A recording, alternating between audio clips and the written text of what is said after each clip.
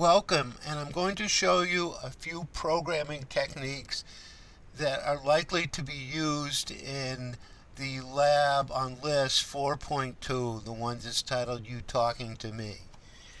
One is the use of a random variable to control the output. So if I go in this ladybug sprite that I created and I say when I am clicked, and I created a variable called weather, and then I'm going to say set weather to, and I'm going to go to the operators, and I'm going to say pick random 1 to 3, and then I'm going to get a couple if blocks.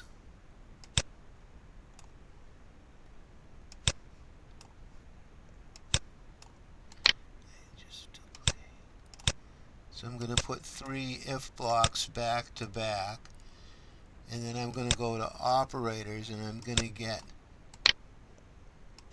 3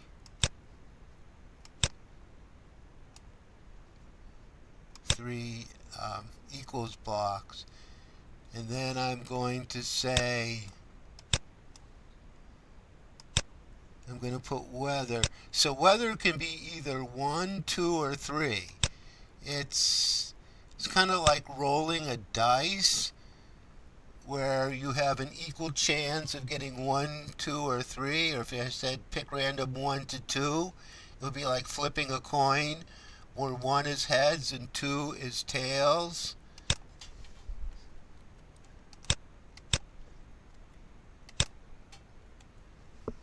And then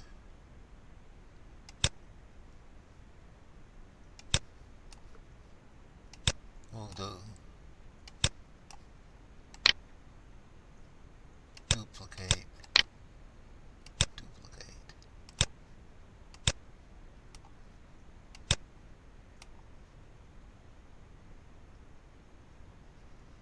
So instead of saying hello,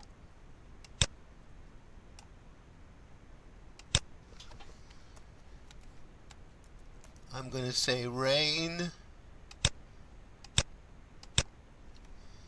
sun,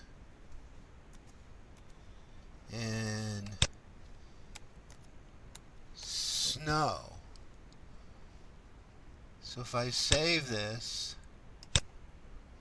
and I click the beetle,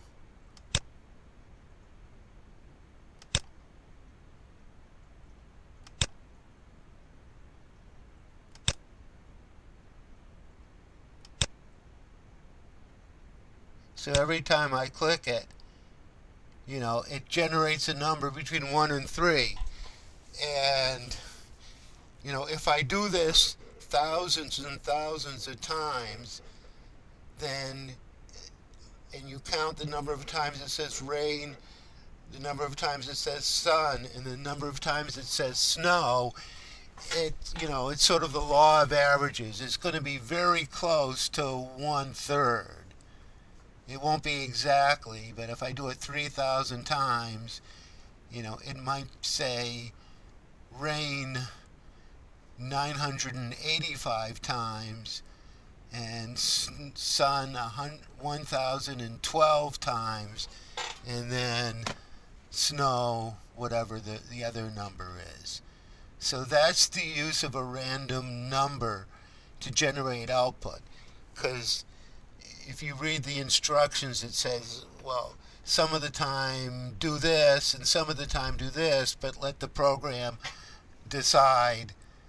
And the way you do it is you pick a number like 1 to 10, and if it's 8, 9, or 10, do this. If it's 5 or 6 or 7, do this. And it's 1, 2, 3, or 4. So you can have the odds. So that's one thing I wanted to show you of how using the pick random to get the output. So we have sun, next time it's sun, next time it's snow, next time it's rain, Next time it's rain. So it's it's like rolling the dice or spinning a wheel or something. Like when you're playing a game. Okay, that's one thing I wanted to show you. Uh, the next thing I wanted to show you was I think we still have the list defined. Yeah, we have the list defined. So I'm going to show you a couple things. Uh,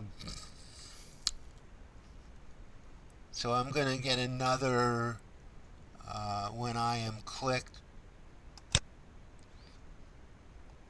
box when space.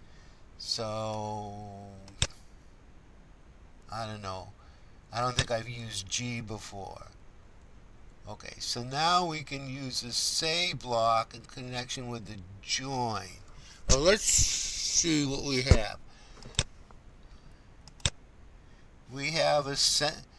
I created a variable called sentence. So I can say set sentence to all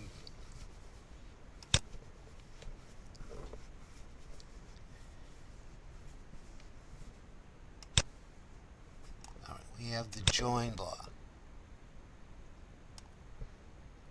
Let's put it way over here. You can say today's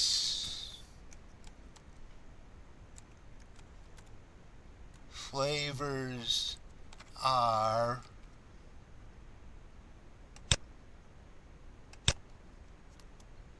of, and let's say today's flavors are chocolate and blackberry. Are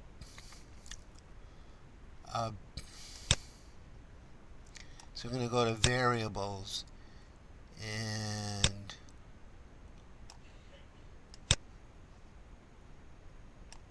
alright, so if I click this, I keep on getting new squares. Are item 1 of, what's my variable?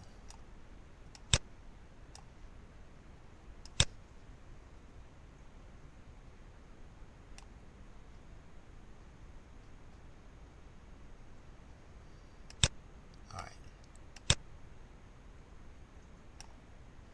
Item 1 of flavors, but I want it to be item 2 of flavors.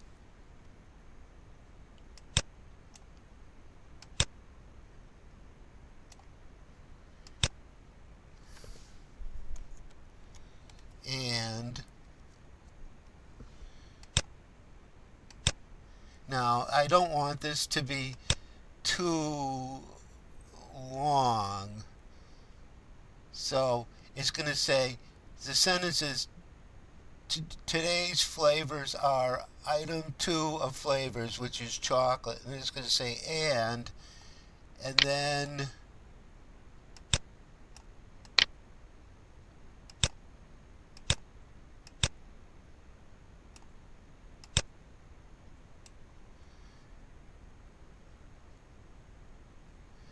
then I'm going to take sentence and I'm going to put more things. Alright, so right now, after the first line, sentence is going to be today's flavors are item 2 of flavors and chocolate, which is chocolate, and item 4 of flavors and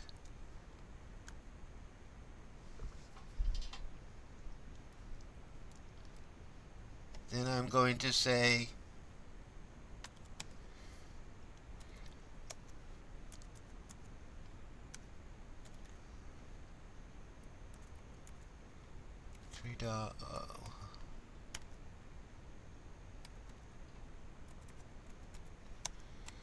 for large, comma,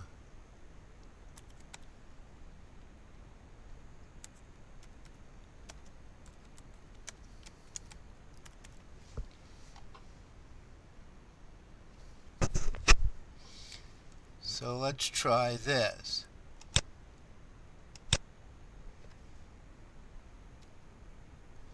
Okay, so then I have to say the sentence.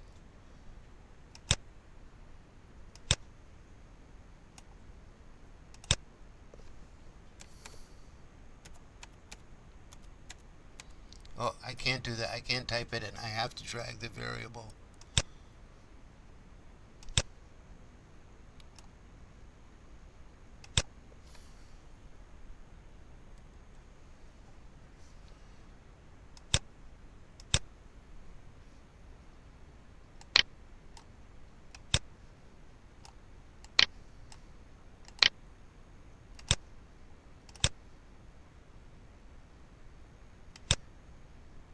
So let's look at it each step.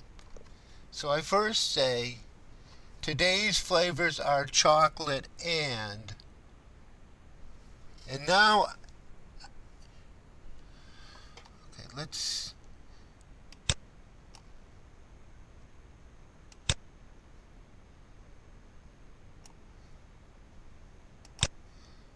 I just want to make it looks.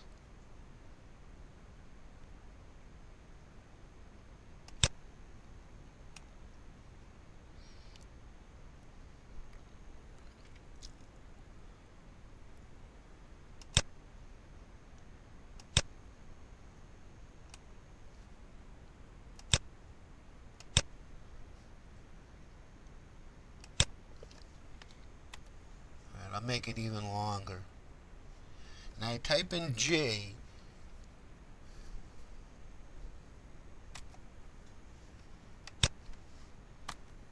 Today's flavors are chocolate and